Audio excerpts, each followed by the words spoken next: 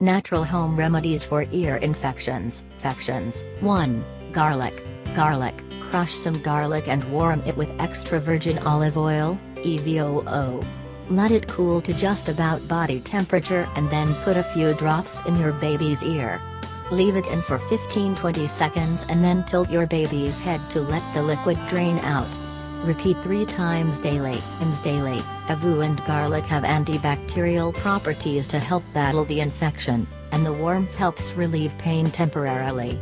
Note, you can also buy natural garlic oil or liquid garlic capsules. Do not use this remedy if the eardrum is perforated or if the ear is leaking fluid. 2. Fluids. The act of swallowing encourages fluid to move out of the eustachian tube. Breastfed babies can simply be nursed more often. Formula-fed babies can be offered extra clear fluids.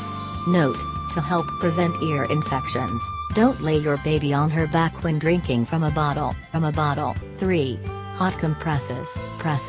Take a hot water bottle or washcloth soaked in hot water, check temperature before placing on baby's skin, and gently press on the ear to relieve pain. Repeat as often as needed. 4. Hydrogen peroxide. Make a mixture of 50% peroxide and 50% water.